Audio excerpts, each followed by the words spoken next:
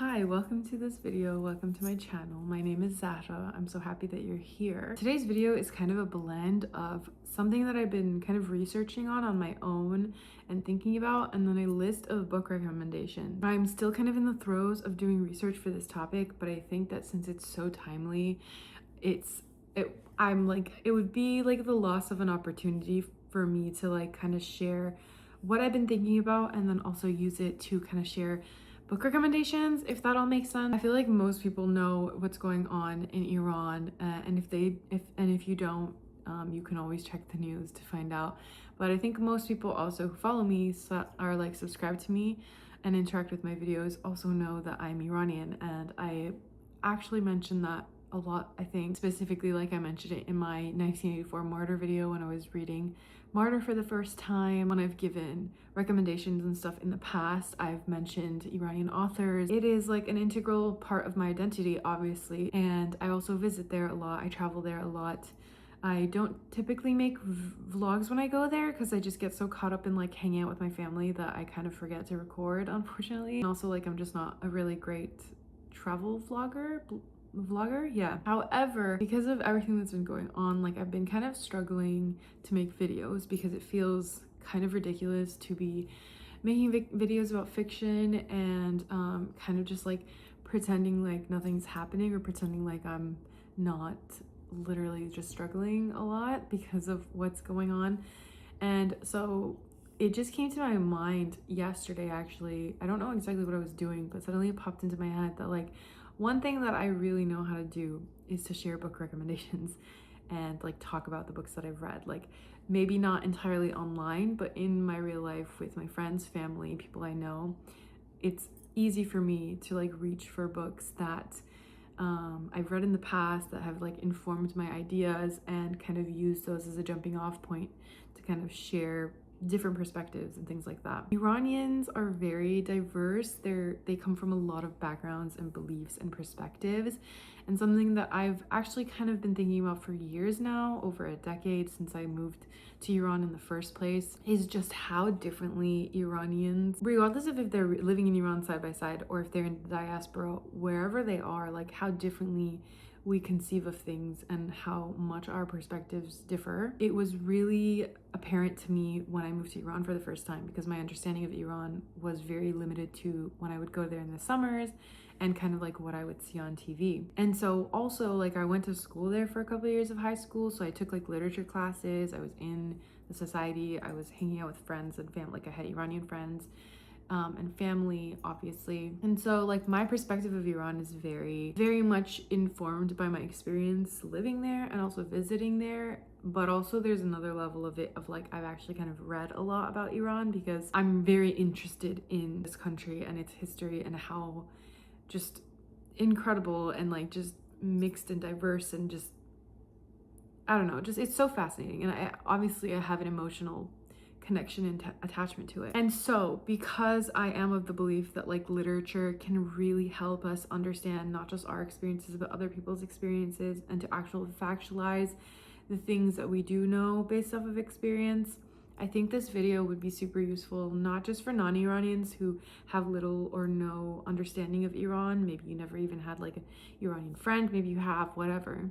But I think it's also really important for Iranians to read. The main thing that I've been thinking about lately is like experience and identity, and if our experiences or our identities are enough to give us the right to speak on things that have to do with our identities and our experiences, in the sense of like ascribing to the entirety of an identity. How many of the diaspora population have the right to make claims about Iranians in Iran and what Iranians in Iran want? And how many of the people who've like never been to Iran but they have opinions on it, how much of a right do they actually say? How much weight do their opinions actually hold when it comes to this big situation and issue that like a lot of people are giving their voices to and input on? And likewise, like I think something I think about too is like Iranians in Iran also have a pretty limited understanding of the West because they've never been to the West. And so do Iranians in Iran have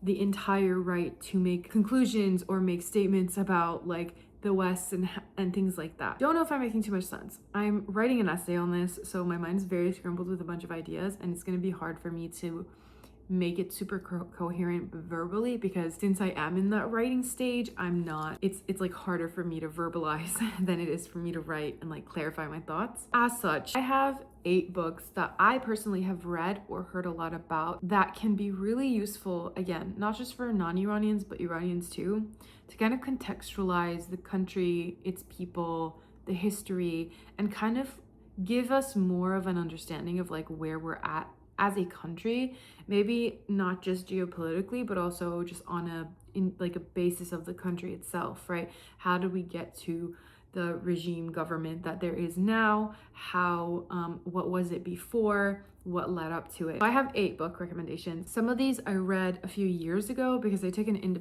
I created an independent study for myself on Iranian literature because I wanted to kind of get more of a background and information on the country myself. I've also, before I did that, read like history books, a couple, not that many, but I was seeking out history books because I wanted to know more about Iran and understand kind of the history and the background and why the society is the way that it is now as compared to other countries that I've lived in, because I've also lived in England and I've lived in America. I live there now, or I live here now. The first book that I'm going to recommend to you is Iran in World History by Richard Foltz. I read this back in 2019 and I don't remember a lot of details about it because it has been some time. One thing I do remember standing out to me was this idea that even though the author isn't Iranian, from what I've gathered, the analysis that he provides is very much goes like all the way to the back of history. I think like the first chapter is like the Greeks and the Persians, and then it comes all the way to like modern history. It's obviously, I don't remember when it was published, but I don't think it was published very recently, so I think the information might be slightly outdated or like not updated, but I still thought that like as a general I still think that as a general overview of like Iranian, like Persian history up until now, it was like a really useful starting point to kind of like get that overall picture before you get into the details of like more recent history, if that makes sense. Yeah, I recommend that one as like a starting point. I don't think it's going to be the source of like a lot of super directly relevant information to what's going on now, but I do think to develop your background understanding of Iran, it's really useful. And I think in the same way that a lot of us know a lot about like Roman history because it was such a big empire, the Persian Empire was also pretty big and a big deal in history. We just don't talk about it as much because what we consider as a global community to be more important or intriguing. The next book that I have, and it's actually on my Kindle, but I didn't bring my Kindle, so I'm just gonna say it'll pop up somewhere on the screen. It's Iran's Grand Strategy by Vali Nasr. I'm currently reading this. I heard about it actually during the 12-day war last year, and I put it on a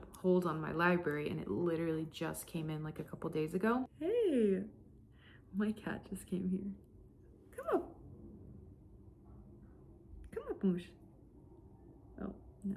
Hello from the future. I'm just popping in because I was editing this video, and then I had just finished this book that I'm recommending, Iran's Grand Strategy, and I was like, rather than put out the video, since I'm in the middle of editing it anyway, rather than put it out without like my concrete solid thoughts because I hadn't yet read it yet, now that I've read it, I can just pop in really quickly and tell you guys what I thought about it. So I finished reading it a couple days ago, and I personally really liked it. I did a bit of immersive reading with this one, so I was listening to it while I was reading it on my Kindle. He talks about so many things, but specifically from a very specific lens that allows you to kind of get a general picture and understanding, even if you don't necessarily pick up on all the little details.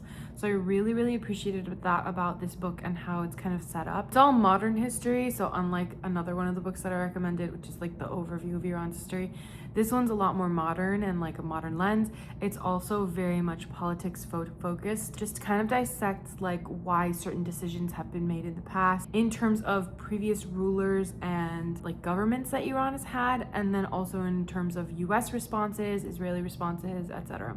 So I found this book particularly useful and interesting, and I'm hoping to pick up some of his other books as well in the future. But yeah, out of all of them, this is the book that I've read the most recently. Obviously, I just finished reading it. And I will say that this is also the book that I kind of like however much you can enjoy reading history books, especially when the circumstances are the way that they are right now, I did enjoy reading this a lot because I genuinely felt like I was learning and understanding it more. It was really interesting, very useful, and kind of just made me feel like I have a little more of a grasp of an understanding of what's going on now than I did before I read it, if that makes sense. The other thing I'll say, side note, I did make a little bit of a Substack post. I'll link it in the video description. It's obviously not as detailed as the way that I think I'm talking about it in the video because I am able to like speak and take a little more time with it. But in case you wanted like a visual list with like a little bit of a description, I also have a Substack post which I will link below. Anyways, back to the video. So now we're gonna get into the books that I own. The last two books I've been reading on I read on my Kindle / I'm reading on my Kindle. But these are the books, some of the books that I read for my independent study and also like pure personal interest. Reading Lolita in Tehran by Azar Nafisi.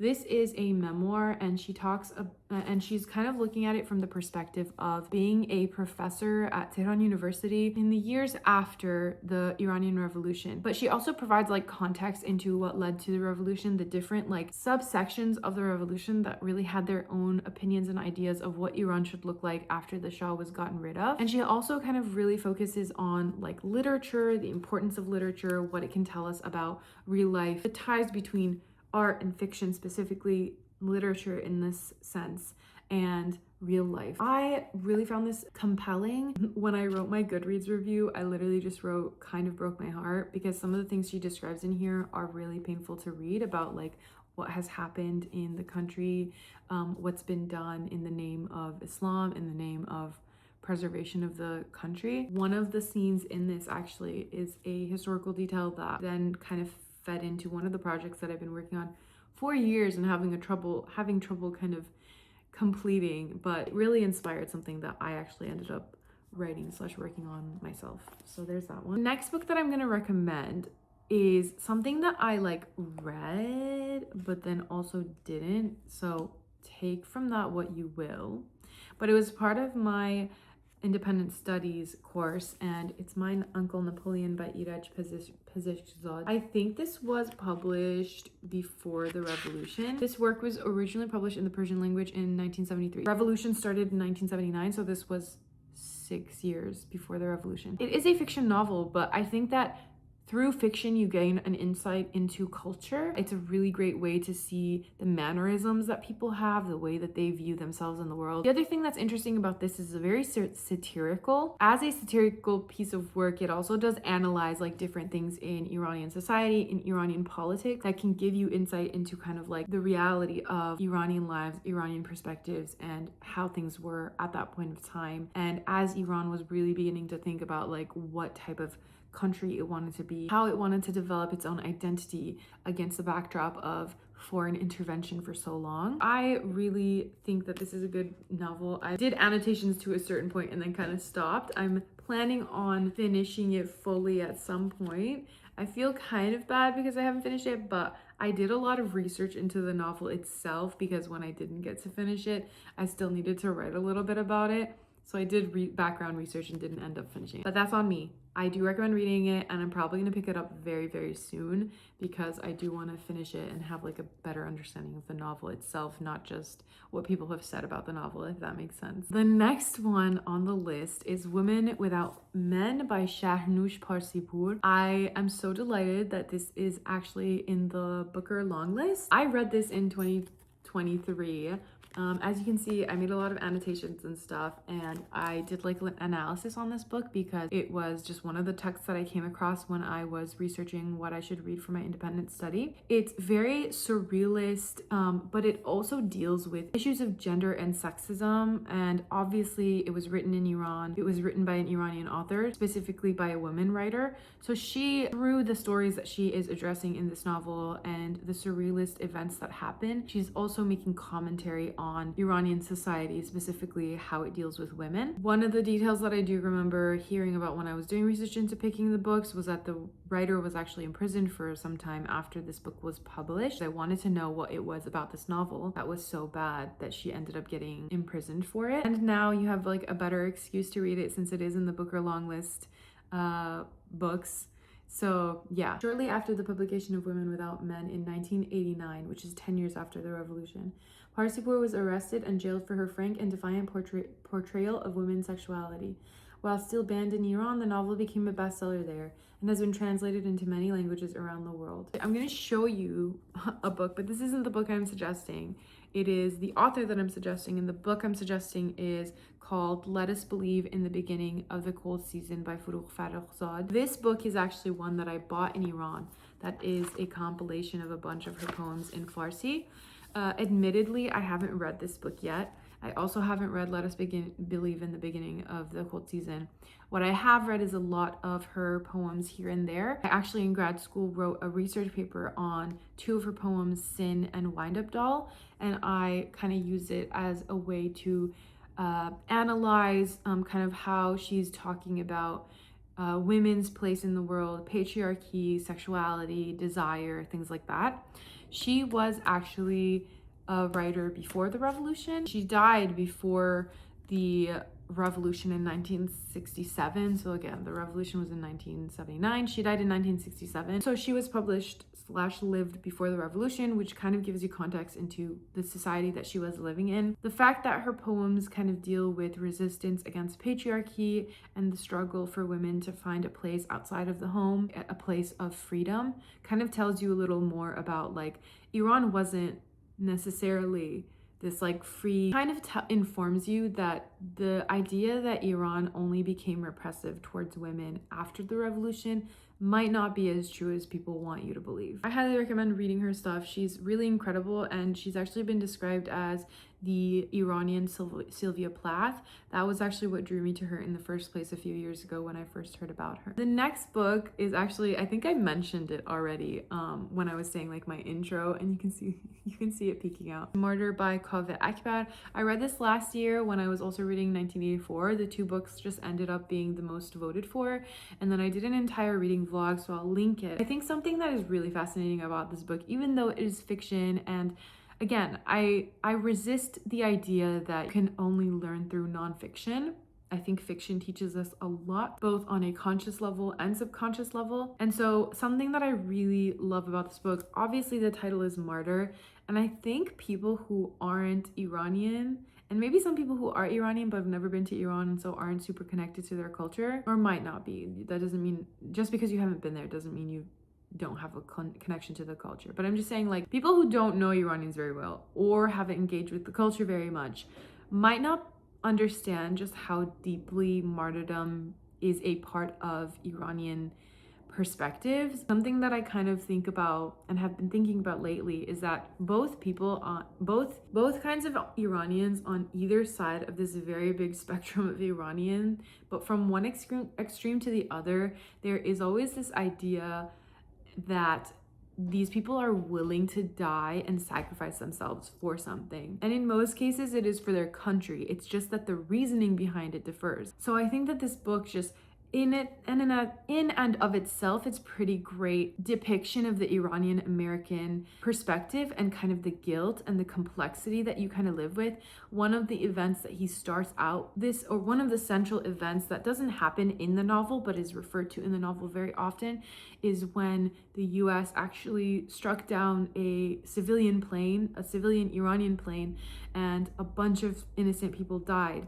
And that's kind of like one of the central key events that is relevant to the novel, but doesn't happen inside of it. I also just really admire Kaveh Akbar as a writer, and I follow him on Instagram, and he has very complex, nuanced takes on a lot of things. So I tend to find that he just generally has a pretty good overview and perspective when it comes to what's happening in Iran and the dangers of kind of picking sides and alienating yourself from all the rest of Iranians by making it seem like more of a game or a personal ego thing, as opposed to like what might be best for the country and its people, if that makes sense. And then last but not least, I think that this might be a little bit of a controversial share, and suggestion and recommendation, but I'm still gonna recommend it anyway because I do think that it's important to view Iran outside of the bounds of what it's really been like pushed into.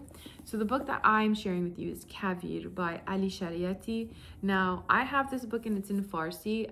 I admittedly haven't read the whole thing. I actually just read excerpts of this and then articles by him when I was actually in Iran, living in Iran, and I was in high school there. And in my literature class, one of the readings that we had was this one. I sat with like a tutor one-on-one. I remember so well. I really loved the excerpt of this that I read at the time because he had such an interesting perspective of like spirituality and kind of like our relationship to the world. Ali Shariati himself, at least from what I've understood and learned of him, and I have done research in preparation for this video. I'm gonna put this down and just put the image there. But he himself is kind of a religious individual, so he has a very like Shia Muslim perspective, despite the fact that he actually died 2 years before the revolution actually happened. Something that I find super fascinating is that he was probably, from what I understand, he was part of the movement to revolutionize and change things about the Iranian society and country and government, but he wasn't ever directly involved in it because he died in 1977. I think something that maybe a lot of Iranians, especially those who've been have developed either Islamophobia, like full-fledged Islamophobia, or just a deep dislike and disdain for Islam, don't want to admit that Shia Islam is actually quite tied to Iranian culture. I think this even kind of goes back to the whole martyrdom aspect of Iranian culture. Like that comes from Shia Islam and the whole story of like Imam Hussein and things like that. And I think that that's something that we just have to acknowledge and read more about and gain an understanding of, because if we don't, we are missing a large part of the Iranian identity and Iranian society and why it is the way that it is right now. As much as many people, and rightfully so, might want the government to be secular, it still stands that Shia Islam specifically has a huge influence and has had a huge influence on Iranians, Iran, culture, society, their politics. But aside from that, I think something that I found super fascinating when I was like researching a little more into him before bringing this suggestion was that he was kind of considered like an Islamic socialist or Marxist. And so he would engage with like the works of, and he actually exchanged letters with Fanon and Marx and Sartre. Like his lens, though it's religious, is more geared towards looking at Western civilization and just progress as a whole. Not to say that the West and progress are synonymous or like tied together, but these are just things that he was kind of like looking at and thinking about. And I think that's just such a fascinating perspective, because I do think that one of the failings of certain groups in Iran is that they are so attached to tradition that they don't want to consider progress and change aside from like a religious lens. I also, aside from like that specific book Kaveh, I actually don't know if there's any translations of Kaveh, but in general, I think he's an interesting person to kind of look into and read some of his essays and things like that. So he has like a lot of essays and articles and things that he's written about that are very fascinating. They give you an interesting perspective on kind of like where he's coming from. I'm seeing that a lot of the dates are post-mortem, so these are things that were translated after his death. Everything that he wrote was before the Iranian Revolution even happened. He's also really into sociology, and his specific area of interest was sociology in religion or of religion. For a lot of the things that I can, I'll include links in the description of the video. So I'll link you to Farrokhzad's poems. I'll link you to some of the articles about shariati or by shariati that I find that might be interesting to you, and maybe links to the books as well if I can find anything. Now, the last thing that I do want to say is that anything that comes out of Iran or about Iran can be very, very heavily influenced by bias. Iranians in general, from my experience, are very opinionated people, regardless of whether they live in Iran, outside of Iran, diaspora, not diaspora, whatever. And so even in the list of books that I'm suggesting, first of all, this isn't like a complete list by any means. I personally even have more books by Iranians that I have read and also haven't read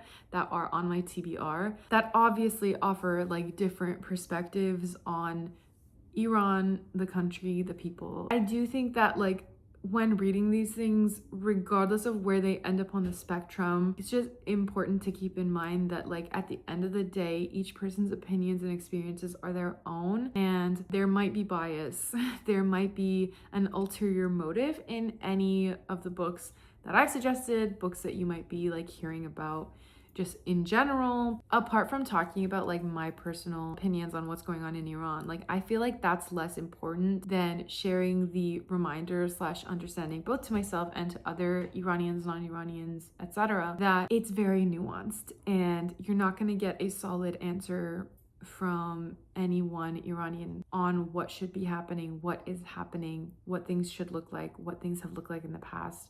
It will always be colored by someone's bias. And so the goal isn't necessarily to come to a 100% satisfactory answer that everybody can agree on. It's more so to think like, it's more so to contextualize everything and everyone as much as possible, and then use your own morals to kind of define for yourself what you think makes the most sense, especially if you are Iranian. My personal standing on all of this is that more than anything else, I just want the people to be safe and not to suffer for the grand politics of everything that's going on. And yeah, I can't help but be anti-war.